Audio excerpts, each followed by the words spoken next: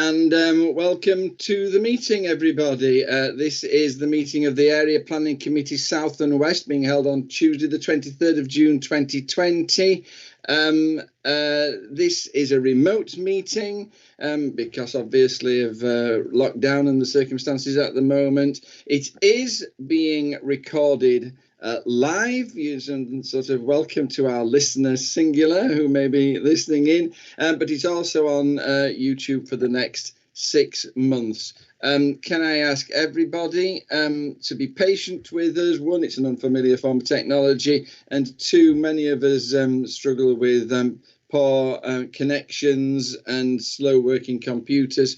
So if there are any delays, please forgive us. It's so much, these are so important, these meetings, that we get the thing right and that we come up with the right decision at the end, rather than that it looks slick. Welcome to all members. You're very welcome. Welcome to the officers. I am going to go through the officers like we do in a normal meeting. If they could introduce themselves when I say their name. Michael. Thank you, Chair. I'm Michael Turnbull, Senior Community Services Officer. Michael will keep me right if I forget anything or mess up. Claire? Thanks, Chair. I'm Claire Cuskin, Legal Officer. Yes, Claire has the advantage she can put me in jail as well. Susan? Thank you, Chair. I'm Susan Hyde and I'm the Planning Officer presenting the application.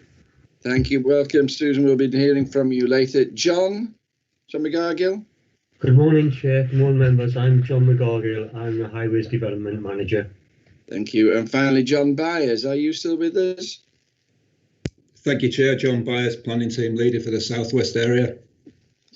Thank you very much. So important that you're with us. Thank you for your expertise. We do have an IT expert, but he's currently dressed as Tron and wandering around on the broadband airwaves, keeping us online. Thank you very much indeed.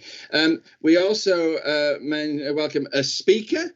Alex Proctor, thank you very much. Welcome to you. I'll bring you in at the appropriate time. We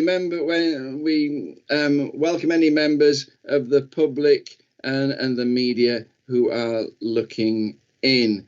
We've been through housekeeping before the meeting, so I'm not going to repeat that. My connection, as you'll be aware from the jerky nature of my picture, is very uncertain. I spend a lot of the meeting just turning my camera on and off to try and get it working again. If I disappear altogether, the Vice Chair, Jim Atkinson, will take over. Jim, can you introduce yourself, please? Yes, good morning. This is Councillor Jim Atkinson from Akeley Feast, and I'll be taking over if we lose our chair.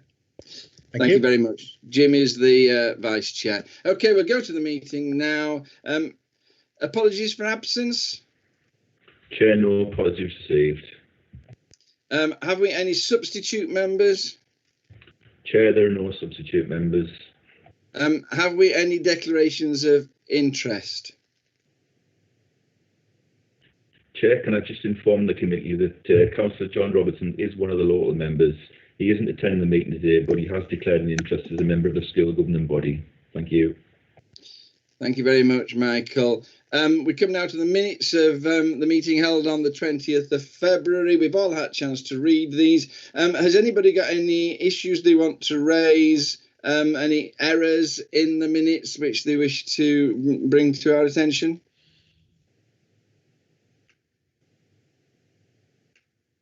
I'm not getting any at all. Can I have somebody to please propose those minutes? I'll move the minutes be accepted, Chair.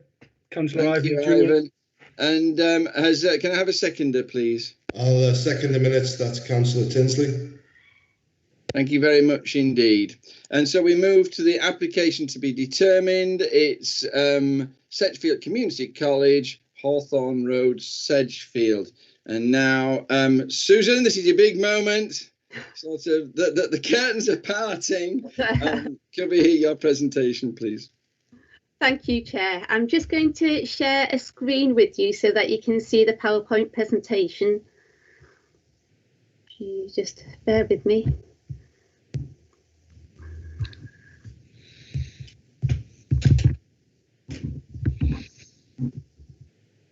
the screen is just opening. Thank you. Is that visible for everybody? It hasn't yet loaded on my computer, Susan. We'll just give it a little while while it appears, please. Fine with me, thank you. Yeah, I've got it, Susan. Thank you. If can somebody shout up if it's not on your screen? It's on my screen now. Thank you, Susan. Please proceed. Right, just bear with me one moment. I'm having a couple of technical issues here on this side. Getting very overexcited. I know. I just have an issue with the application not actually loading on my screen at the moment.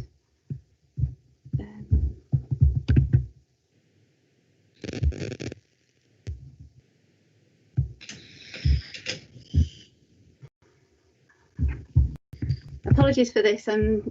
Right, okay, it is now fully loaded on my screen. Apologies, it's taken a while I've been clicking through trying to access my slides. I'll just go back to the beginning. At all, Susan. You've got it now. Mine's currently going backwards and we're on page 1. Right, good. Okay, we're ready now. Apologies for the technical hitch there. So this is planning application DM20 reference 00398, and the application is for a 2-storey extension to form a teacher training hub for the school and visiting university students, and an extension to 2 car parking areas and associated works. And this is at Sedgefield Community College on Hawthorne Road in Sedgefield.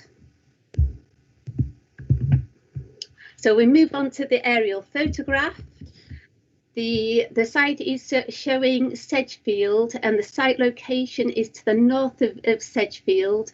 The area to the northwest is an industrial estate, and as you can see further to the north of the site, it's open countryside. And I'll go into further details on the next slides. So this is the planning application site location plan. The blue line area denotes the school ownership and the school boundary, and the red line shows the planning application site. The residential areas adjacent to the site are to the west and to the south of the school, and the 2-storey building is the red area to the west. Just move on to the next aerial photograph, and this shows the application site with the 2-storey extension showed to the west of the site, and then the 2 car parking areas to the northwest and the west. And I've just annotated an NW and a W just to demonstrate the 2 different areas. So access to the school is by 2 routes. It's to the south of the site, which is via Butterwick Road, and this is the area that the pupils use for access to the school, both on foot and by coach. And then to the west of the site, this is Hawthorne Road, and this is the vehicular access into the application site, and it's the access that the school uses for the staff and visitors to the school. That access is operated with a gate, so it's a gated entrance that the school has control over. It's a photograph of the rear elevation of the existing 2-storey school. As you'll see, it's a modern school. It was constructed around about 10 years ago. It's flat roofed, and it's constructed with a palette on the rear of mainly buff coloured brickwork and render. The building's got a strong vertical emphasis, as you can see the long windows going through the curtain windows, and then the vertical poles going along the frontage. The proposed building is located at the end of this building, and as I say, this is kind of the rear elevation of the school. These are site photographs showing the siting of the proposed new building. So it's looking over an area of land which is currently fenced off from school use. and it formerly had a school farm on there, and there's a concrete slug on the ground. You're looking towards the annex building, which was a building constructed about 5 years ago, and that's the building which is on the left-hand side of the screen, as you can see, constructed of render, and then the front elevation has a mixture of render and brick, a modern building with a very gentle slope on the roof. To the right of the photograph, you can see the side elevation of the existing school building. And as I say, the proposed new 2-storey building would be coming towards us. These photographs show the car parking areas. So the ones on the left-hand side are the car parking areas to the west, and these look towards Elm Avenue, and you can just see the existing planting, screen planting on the top photograph with the existing houses behind. And then on the bottom photograph, it's showing it's taken from the car park looking towards the existing 2-storey school. The photographs on the right-hand side are the northwest car parking area. As you can see, there is already a car park in this location, and there is existing boundary treatment which backs onto the dwellings on Chestnut Road. And then the bottom photograph of the northwest car park is looking from further back from the school fields, where you can just see the backs of the houses and the existing car parking area. This photograph is showing the existing and proposed building layout. So I've annotated where the existing annex is on the plans, and you can see on the proposed building, the new building is proposed to link into this at both ground and first floor level. The dark grey building, which is on the left of each of the proposed and existing slides, is the existing school building. The circles, which look quite prominent on here, are actually just planters within the school area. So as you can see, the proposed building shows the new annex linking into the existing annex. Let's move onto the floor plans. This is the ground floor on the left-hand side, and then the first floor on the right-hand side. The salmon colour shows the 2-storey theatre building. The first floor area forms a void, and then the ground floor area, as shown on the ground floor, you can see a proposed layout. The green colour, the light green, shows the proposed 5 classrooms.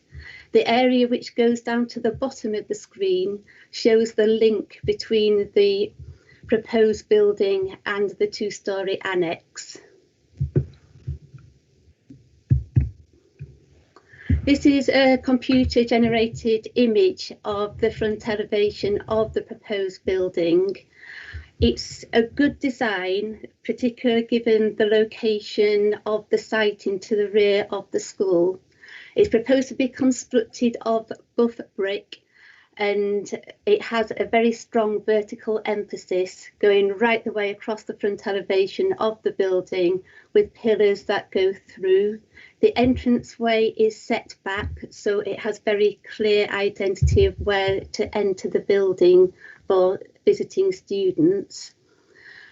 If you look on the left-hand side, you'll see brick insets on the blank elevation, and these are followed through on the other elevations, as you'll see on the plans, but it just shows clearly on this slide, just to provide some relief when it is a blank elevation. So moving on to the elevations, the front elevation we've seen in much more detail on the CGI, and then the other elevations show a modern flat roof building, continuing on a strong vertical emphasis throughout and providing some relief when it is blank by having the inset brick panels. There's an integral lighting scheme with the application. which these slides just demonstrate. In more detail, this slide shows the northwest car park. As members will note to the top right of the screen, there's just an annotation which points out where that is. And this is the site that backs onto Chestnut Road. The red dotted line at the bottom shows where the existing car parking area is. And as you can see, the proposal will just nudge this a little bit further away from residents' houses and then extend it back into an area of grassland. The west car park, again, the annotation on the right just shows the location, and this is the area that backs onto Elm Avenue. This has good boundary treatment already. It is an area that's going to join onto the back of the tennis courts at the school and link into the existing spine roads within the school area. This slide has been put up because during the last week a planning application has been validated on land to the east of where the proposed site is. As I say, this application is in its very early stage, and the application will then need to consider this application if it did get granted consent. I've taken a copy from that application file to show that they have already shown where this proposed dwelling, this proposed building is located, and therefore that it already is being considered with the layout. But the application obviously before us is just for the annex. So if we move on to the consultations, an objection was received from Sedgefield Town Council. As the Chair has highlighted, the Town Council cannot attend today, but they do consider their original letter of objection have stated their concerns. And their main concerns relate to traffic and highway issues due to the significant volume of traffic generated by the community college and further traffic that the application would generate. There is a concern that proposal will divert pedestrian and vehicle traffic along Hawthorne Road through a constricted housing estate with associated pedestrian and traffic risks, rather than in a sustainable way through the school travel plan. They also raise concerns about lack of public consultation. And just on that matter, if I can just state that site notices were erected both at the Hawthorne Road entrance and at the Butterwick Road entrance. A press notice was undertaken and neighbour letters were undertaken to 65 residents. So we do feel we've undertaken more than the statutory requirement on the application. There's been no objections from statutory and internal consultees, including the Highway Authority, although the Highway Authority did raise a concern that additional on-site car parking could undermine sustainable transport options. We have received one letter of objection from a member of the public, and that's detailed within the planning report. So if we move on to a summary.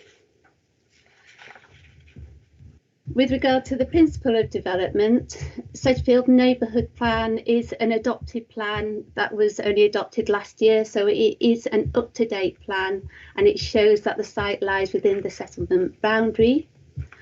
National policies support school and business development.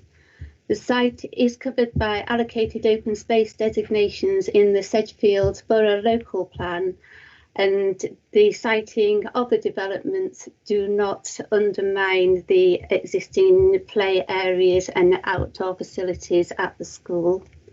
And development is considered to be consistent with up-to-date planning policies, and so paragraph 11 of the MPPF supports approving the development. With regard to the character and appearance, the building is well designed, as I think the CGI has demonstrated, and it's positioned in keeping with the school and also allows the school to access the facilities at ground and first floor level. It forms a reuse of previously developed land, and the land for car parking is incidental to the open space within the grounds. The existing sports fields and facilities are unaffected, and as you'll note from the consultees, Sport England has raised no objection. With regard to residential amenity, the building is not considered to impact on existing residential properties. The parking areas retain the existing boundary hedge line to screen car parking, and a lighting strategy has been undertaken to protect residents. With regard to the access and car parking, the access is considered to be acceptable. Sustainable travel is promoted through the school travel plan, and as you'll note, condition 8 is proposed to restrict the provision of the car parking to half unless it's justified through the school travel plan. So thank you, Chair. That kind of concludes my presentation, and the application is therefore recommended for approval with the conditions that are shown on the planning report.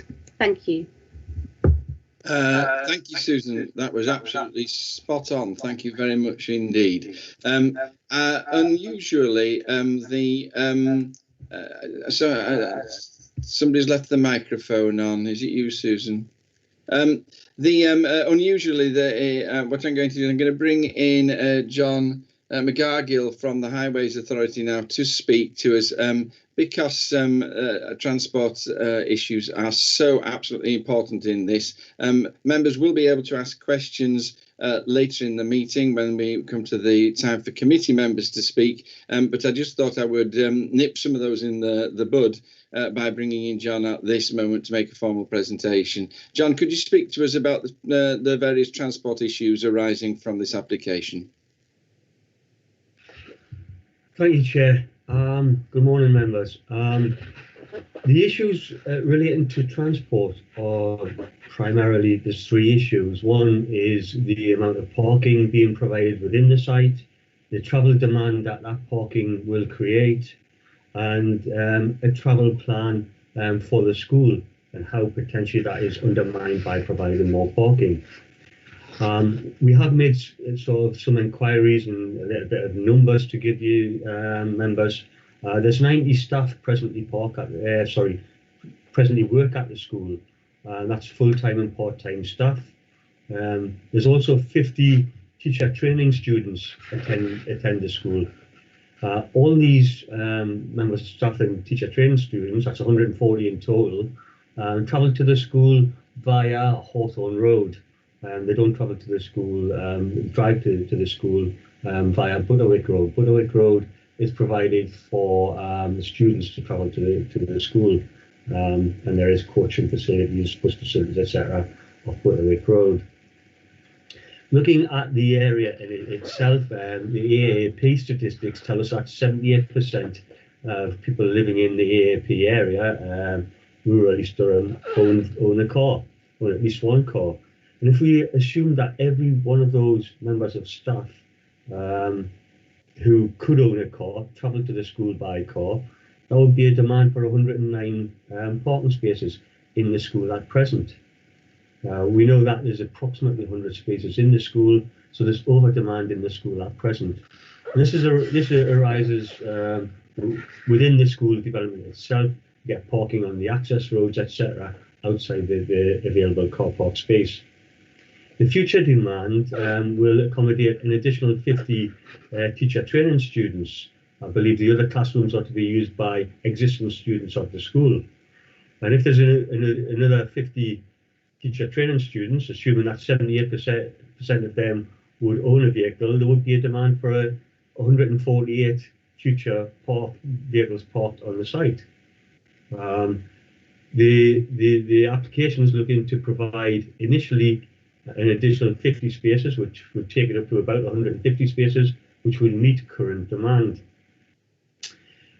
We have requested a travel plan condition for the school, so that they update their existing travel plan, so that we can encourage people not to travel to school by car, by various initiatives such as car share, etc.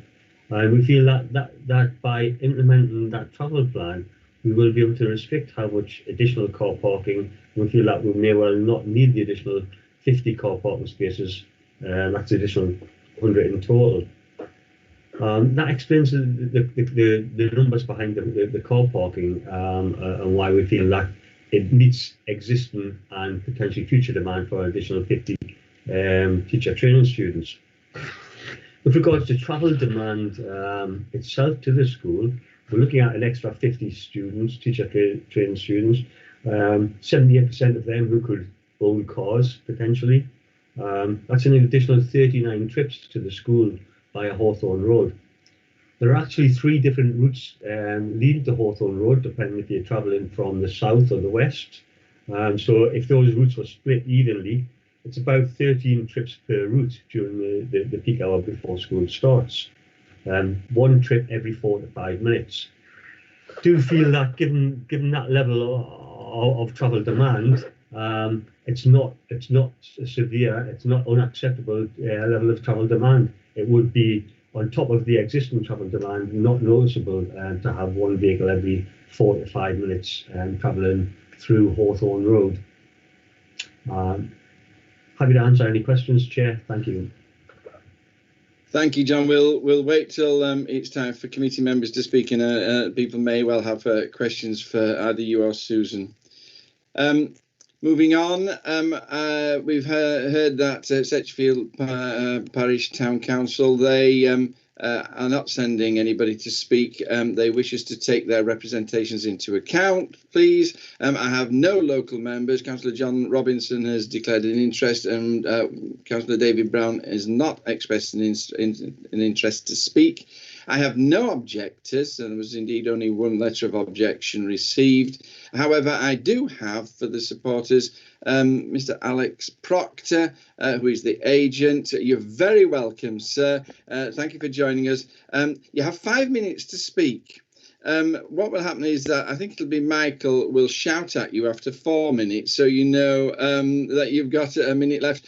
This very often throws the most experienced speaker. So if you find that if you've been interrupted, my advice is just to pause and start your sentence again. After that, you'll have a minute, and then I'll shut you up. Thank you very much. We're very interested, sir, to hear what you have to say. If you'll mute your microphone and speak to us, that'd be lovely. Thank you. Well, thank you, everybody. Can you hear me okay, first of all? Yes, So I'm Alex Proctor. I'm an Associate Director at ADP Architecture in Newcastle upon Tyne. I've been with ADP around 8 years, and for the entirety of that time, the Laidlaw Foundation and indeed the Laidlaw Schools Trust, of which Sedgefield Community College has recently become a part of, have been a client of ours. The first scheme I developed with the Trust was Leeds University's undergraduate library. This was it was an RIBA award-winning building, a very sustainable, BREEAM excellent. There's 10,000 bees on the roof. And the reason I tell you this is not to show off about what we can do. It's to really set the scene for the standard that they expect from their architecture, their facilities, their students, and indeed their staff. So a little bit of project background. We were approached by the Trust in March of last year. We sat down immediately with the school and the Trust, and there was 2 key drivers for this project. One, the school has a shortage of space, and that's primarily classroom space. And anyone who knows the school will have seen the large atrium space they have in there. And at the moment, what they're having to do is teach children in clusters in there, which is a real testament to the school that when these groups of students are open to the circulation, they're still able to achieve the results they do and be an Ofsted outstanding school. The second key driver is the Trust, which has a number of academies and a number of schools in the Northeast, are looking to give themselves the edge when attracting new, fresh, experienced, the best student teachers they can. We all know the Northeast has a bit of an issue with what we call the brain drain, and whether that be people locally studying here and moving south, or people from the south moving up, studying and going back home. And the Trust are very keen to try and retain as much talent as they can in the Northeast. And I know it's something that we struggle with in architecture, and a lot of industries do. So anything they can do to help with that, they see as a benefit. The architecture itself is very modest in its nature. It's a timeless approach, very well detailed brickwork. It's a high cost per square metre. It's more akin to a university standard than a secondary school. It's got a lot of sustainable objectives and targets, and the way it's designed. I'd be happy to talk more about them when we take the questions. But it has a green roof, the daylighting levels are excellent, and it's a fabric first approach. The facility will provide, as already been touched on, flexible, dynamic, state-of-the-art spaces. And the hope is that this will inspire the students at Sedgefield Community College and to go on to university, further their education, but also that the student teachers that use the facility will, get to know the Trust and want to start a career at one of the many facilities they have in the Northeast. The primary use, as we've said, is 4 days a week. The school will use it to relieve their timetabling pressures. And then the 5th day is when the Durham University students will come to the site. And as it's already been stated, it's important to note this is already underway, but the school are currently shoehorning the Durham students into spaces that they can. What they want to do is be able to give them a space that's safe, secure, high quality, to really give them the best experience. There is a financial timeline and a very tight programme, and the Trust has quite clearly stated that if the project doesn't go ahead this year and it's not completed by the September 2021, they will have to reallocate the funding to some of their other schools, which are all, deserving sites as well. We've touched on the parking and transport issues, and a lot of it has been made clear to you. But I'd just point out that the school are not looking to increase staff or student numbers. It's just more space for the school. Yes, 1 minute remaining. We've put in an application for 100 spaces, 50 of which will be built initially. And we've tried to choose locations that are not visually impacting to the local residents. These are behind mature hedgerows, as Sue mentioned previously. And in regards to the times that these Durham students, these additional students, will be visiting the site, it doesn't sync with the primary school adjacent to the school. So the peak times on Hawthorne Road, where it's very congested, will not be an issue because the Durham students won't be arriving and leaving at the same time. And then finally, we'll be doing nothing to contribute to the congestion on Butterwick Road. And the other thing we think the parking will help with is on Parents' Evening, when I know they have a problem with parents parking out on Hawthorne Road. And this will hopefully take up a little bit of the slack.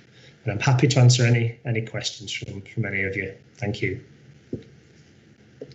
Thank you, Mr. Proctor. You finished with 3 seconds to spare, which is very professional, I might point out. Thank you. Any members of the committee have a question for Mr. Proctor? Please type RTS in your chat if you wish to ask a question.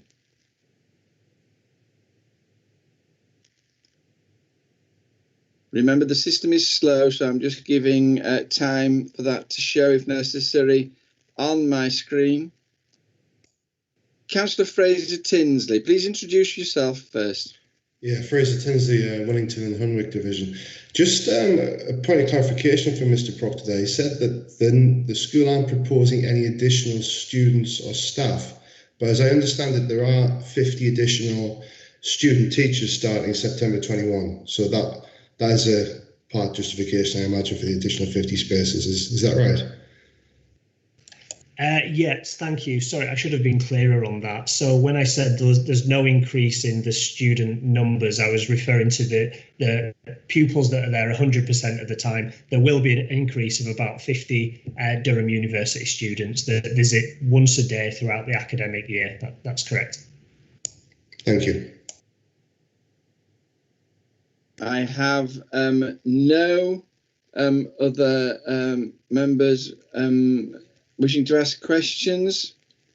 So I intend, therefore, with your permission, everybody, to move now to the main part of the meeting, when committee members can speak. You may wish to make comments, or you may wish to ask questions. Michael Turnbull, you raised your hand. Are you wanting to say anything? Sorry, Chair, it was just Councillor Maitland had requested to speak just before you went into that. Oh, it's just arrived. Yes, sort of. I'm sorry, Councillor Maitland. That's the slowness of my system here. Please forgive me. Is this a question for Mr. Proctor? I think it is. You've mentioned the students who are coming in and that they don't come in at the time when they're primary school, but do they all come in together or that on flexi time? You know, would they be throughout the day or would they all come together and leave together?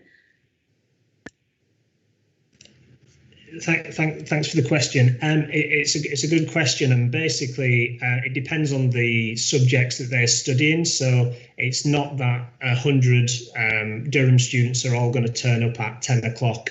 You're quite right in that they'll be visiting the facility at different times. It'll be much like when you're studying at university, and whatever course you're on, you may be visiting at different times. Is my understanding of how that will work. Thank you. Thank you, Councillor Maitland. Right, now, I'm going to wait a few seconds just to make sure there's nobody else wanting to ask any questions. Remember, you put RTS if you wish to ask a question. I'm not getting any more questions on my incredibly slow system. So now, with your permission, God bless you all, I will move to the main part of the meeting for comments and questions of the officers who gave the presentation. Does anybody want to speak or ask a question?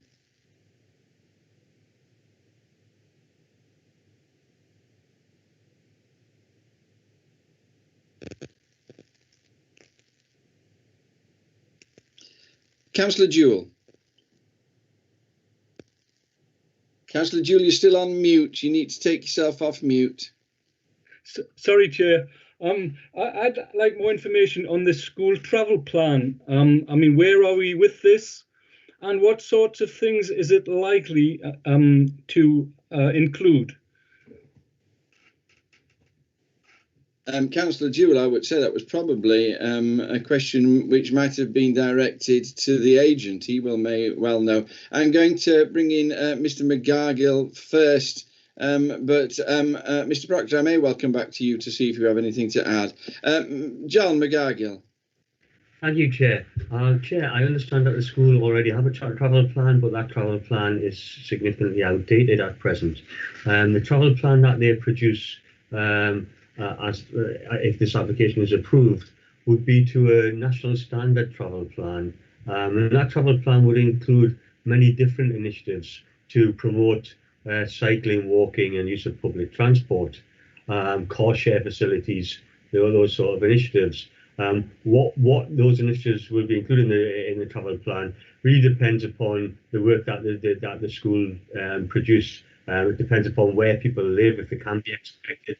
Many people will live within the Sedgefield area who probably drive and could walk or could cycle, but don't have the safe facilities to do so. So the travel plan will look at providing those safe facilities for storage of cycles. It will look at where students and staff maybe could car share and allocate some space just for those people who car share, something that Durham County Council do at County Hall at Durham. Thank you, Chair. Thank you. Mr. Proctor, quite unusually, I'm going to offer you the chance here. Would you have anything that, as agent, you would wish to add to that? Yes, absolutely.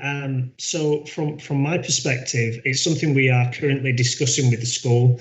And there's a number of things that I think that the school could do to really produce a good, solid travel plan.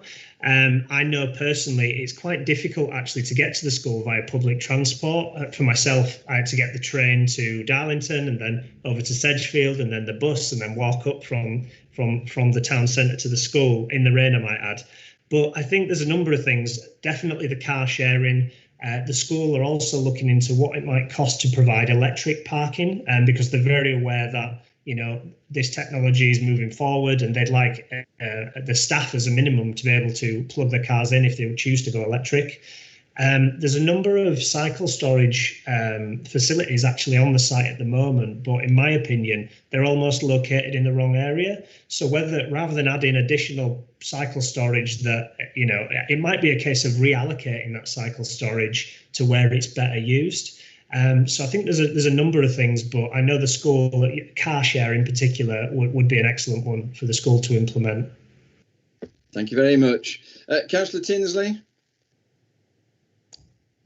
Thank you, Chair. I suppose it relates to that last point and also the Highways Authority's comments at paragraph 38 about increasing the supply of car parking on the site. Would it be possible just to get clarification on what is the distance from the school to the closest bus stop that has a regular public transport, a regular bus service? Is it within close walking distance, or is it such a distance that would really mean it's not a viable option for many people? I noticed the weather was mentioned there before. Useful, thanks. Thank you. Susan or John?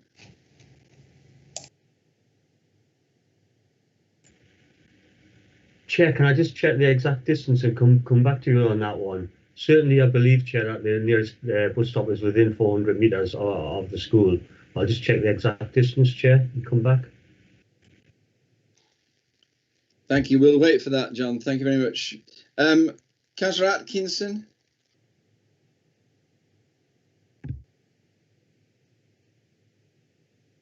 Hi, good morning. Yeah, I've read the report and the application carefully, and I've listened to what's being said this morning. Obviously, the major concerns are around the traffic issues, the highways issues, and things like that. From my point of view, it looks like a good application. I would have expected to see more of a turnout if there was a big furore over the application. So, in my opinion, I would be inclined to accept the application as it stands, with the questions that have been asked and the answers that we've been given from John at Highways this morning and our friend Mr. Proctor as well. So it looks like a sensible application and a reasonable one. And as far as I'm concerned, I'd be happy to propose that we accept the officer's recommendation on this one. Thank you. Thank you very much. Councillor Tinsley?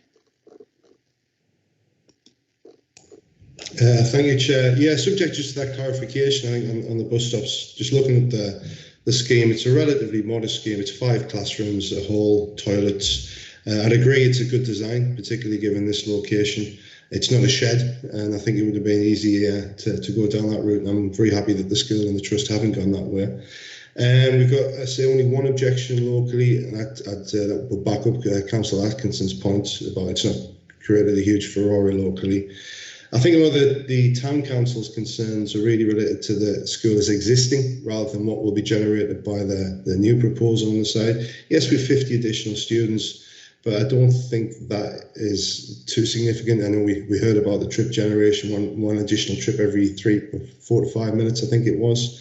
No Highway Authority objection. It's in accordance with the neighbourhood plan, which is up to date. It's in accordance with national planning policy. No impact on, we haven't lost any playing fields, which is often an issue when schools are redeveloped. We've got no impact on residential amenity from surrounding occupiers. So I think I would agree with Councillor Atkinson, and I'd be happy to second the officer's recommendation to approve the application as submitted. Thank you, Chair. Thank you, Councillor Tinsley. John McGargill? Thank you, Chair. Just to clarify for Councillor Tinsley, there is a bus stop on Butterwick Road outside the school. So it's about 90 metres from the school building to the bus stop on Butterwick Road. The other bus stops are North End in Sedgefield, which are about 500 metres from the school access at Hawthorne Road. Thank you. Thank you. Now, I have a proposer and a seconder, but these issues are so important that if anybody has a question or statement that they wished to make. I think it's important that we hear every member of the committee who wishes to speak about it. I don't have anybody else yet indicating they wish to speak. This is almost your last chance, people. Is there anybody who wishes to say anything?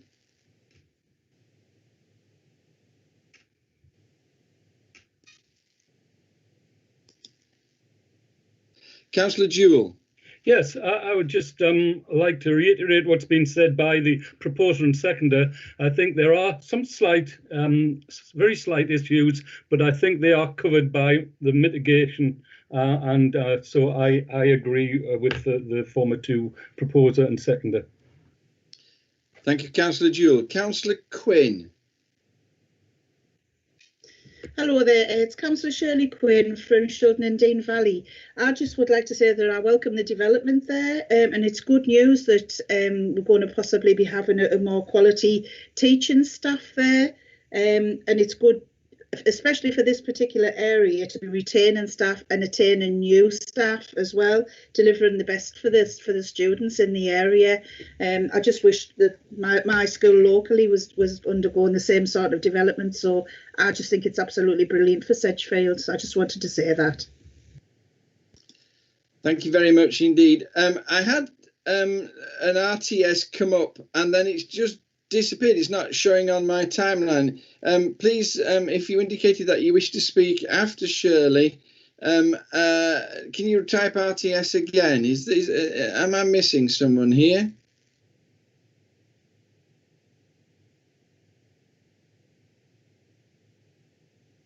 No?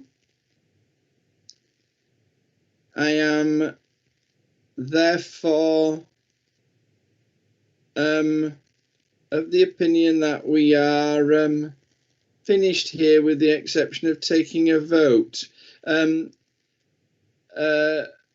Right, that's it. I'm not having any other indications of people who wish to speak. Can I remind members that this is being taken under paragraph 11, and that's this weighted balance, where sort of unless the negatives significantly and demonstrably outweigh the positives, unless that is the case, then the policy framework requires us to approve this. So I'm therefore now going to bring in Claire Cuskin, the legal advisor, and she will ask each person in turn how they vote. And all you need to say is for and against. Can I remind people, please, that you'll need to turn your microphone on, and then when you've given your vote, you'll need to turn your microphone off again. God bless you all. Thank you. Claire, if you can take over, please. Thanks, Chair. Can I just point out, just before we go to the vote, that we are in a paragraph 11 situation, but we are saying that it's an up-to-date local plan and that there are up-to-date planning policies. So the MPPF directs us to approve that without delay if we do believe that we are in that situation. Thank you very much. So can I start with Councillor Atkinson? Are you for or against the proposal? Yes, I'm for the proposal. Councillor Bell? For the proposal. Councillor Blakey? For. Councillor Brown? For. Councillor Gary Huntington?